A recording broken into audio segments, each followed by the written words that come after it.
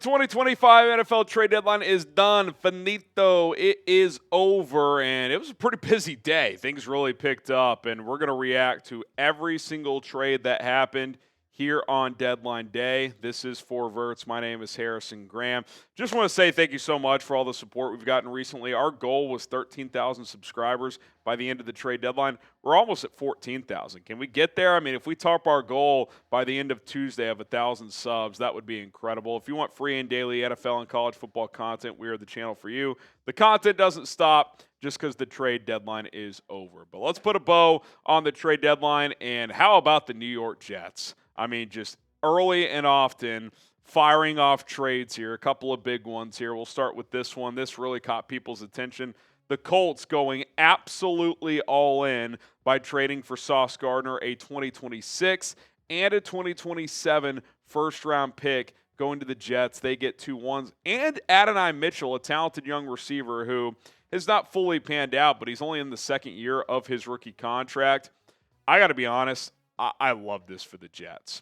And the report came out that they were not actively shopping him, but when you get a call that you can get 2 ones and a decent player for Sauce Gardner, who's a nice player, and he's still young, but he's making $30 million per year. He has not played as well the last year and a half. He's not really a willing tackler. Maybe he gets in line in that regard with the Colts, but that's kind of a no-brainer if you're New York. You're 1-8 or whatever it is. You're not close to contending. 2 ones and AD Mitchell for Sauce Gardner.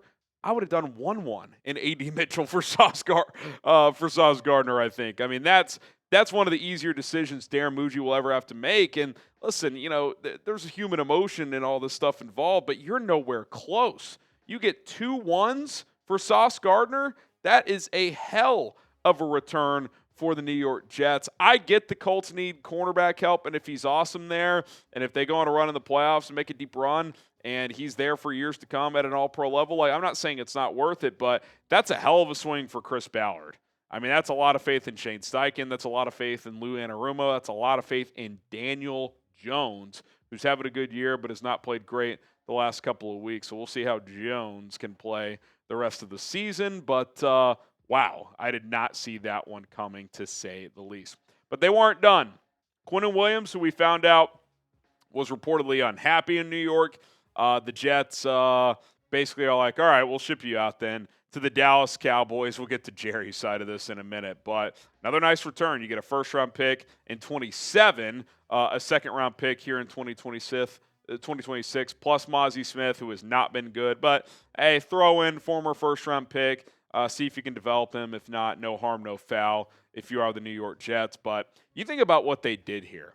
They got 3 firsts, a second-round pick, Adonai Mitchell, a talented receiver, Mazi Smith, who hasn't panned out but was a former first-round defensive tackle with the University of Michigan, for Quinnen Williams and Sauce Gardner. I get it. Those are 2 high-priced, talented players. But at 1-8, to get that much draft capital – that's a nice day for the Jets, man. If I'm a Jets fan today, I'm pretty happy. Obviously, it's going to take time. This is not going to happen overnight, but this is how you fast-track a rebuild. You could be competitive within 2 years if you hit on some draft picks and if you get the right quarterback. That's first and foremost. Now, whether or not that's in this draft or maybe next year, they'll have to determine that. They'll have to really ramp up their scouting on this upcoming QB draft class. But imagine if they trade down from a top 3 or 4 pick, which they'll have this year, and get even more capital. I mean, they have a chance to really load up on assets and build a roster if they do it properly. So kudos to the Jets, man.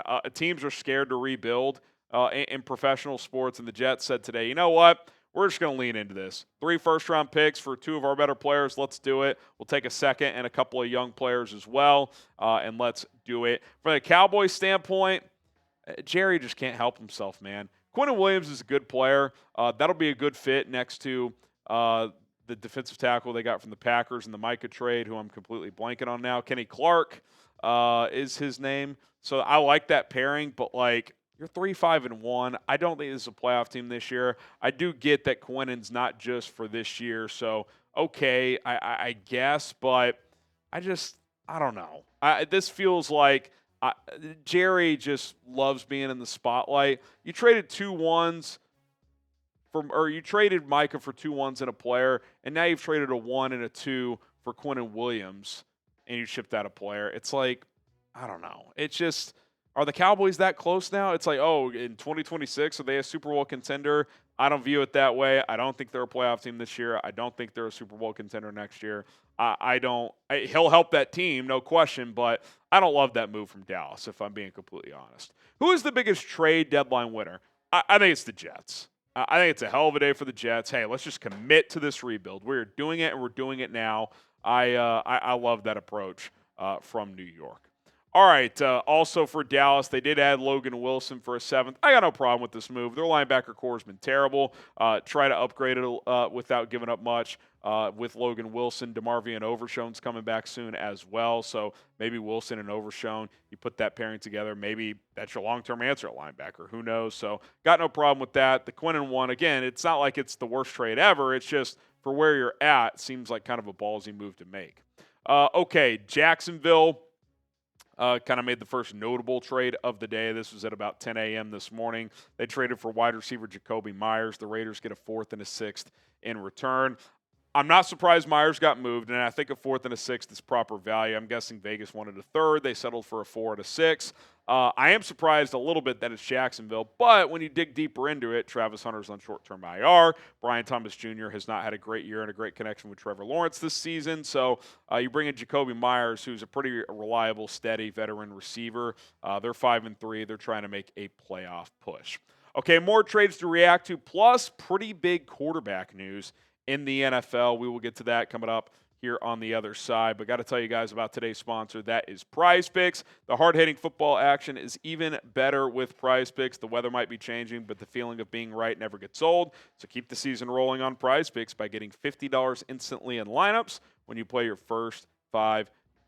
Prize Picks is the only app that offers stacks, meaning you can get the same player up to 3 times in the same lineup. Want to pick more on Josh Allen's pass yards, rush yards, and touchdowns? Now you can, all in the same lineup, only on Prize Picks. The way you play Prize Picks is simple. First, you create an account. Takes less than 90 seconds to do so.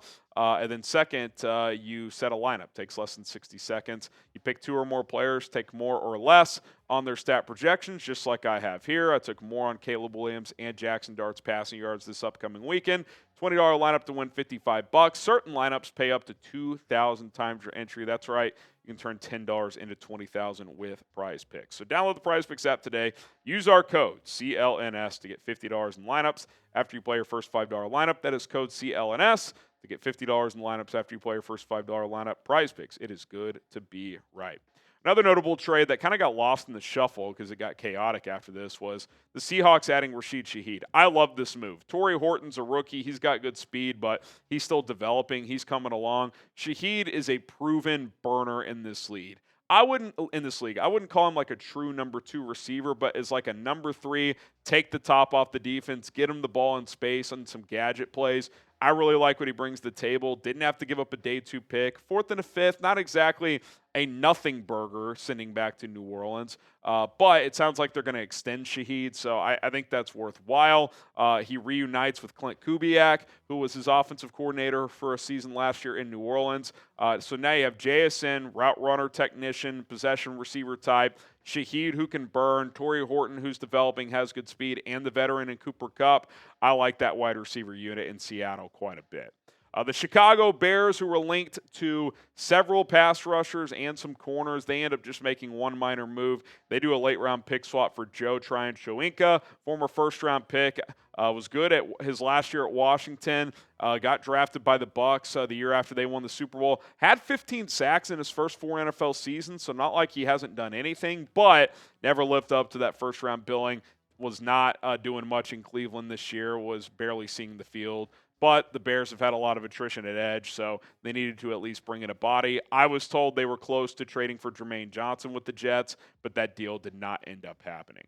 And then lastly, right before the buzzer, this trade came in literally, at least via social media, at 2:59 Central, 3:59 Eastern.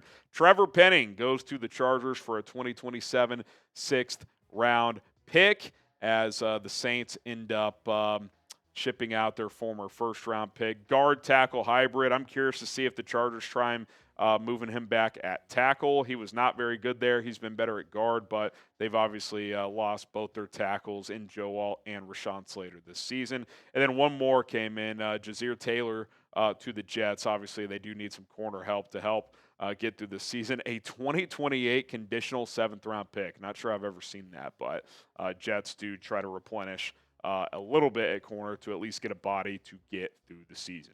All right, biggest trade deadline loser. What would you say on that front? I would say the 49ers. To not add a single player when you have been decimated with injuries on both sides of the ball. I get it. You don't want to overpay necessarily, but like you can't offer a middle round pick for Bradley Chubb, and maybe they did. Maybe the price was unreasonable, but it felt like that deal was going to come to fruition because the Cowboys and 49ers were linked to Chubb. Dallas goes for Quinnen Williams. Felt like Chubb was going to end up in San Francisco. Did not happen, so that's got to be a pretty big disappointment. That's my biggest loser. You let us know what your biggest loser is. All right, we're not going to spend a lot of time on this. I'm actually going to do a video tomorrow with more details because there's a lot going on today. But the Arizona Cardinals are going to stick with Jakobi Brissett. Both Schefter and Rappaport had this. Now, there's been a lot more tweets and news about Kyler's injury. Could it be more serious than we thought? Is that the team protecting him? Is there more going on there?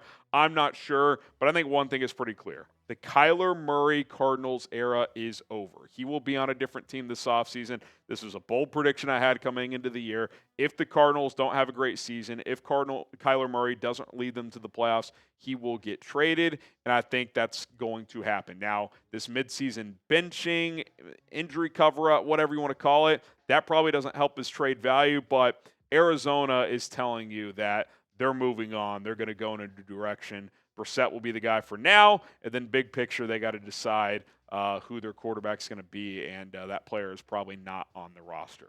More to come on that tomorrow. I might take a look at some teams that could trade for Kyler this offseason because I still think he's a starting caliber quarterback in the NFL, so be on the lookout for that. Trade deadline might be over, but we're never done here at Verts. So subscribe for up-to-date NFL and college football coverage, and we'll see you guys soon.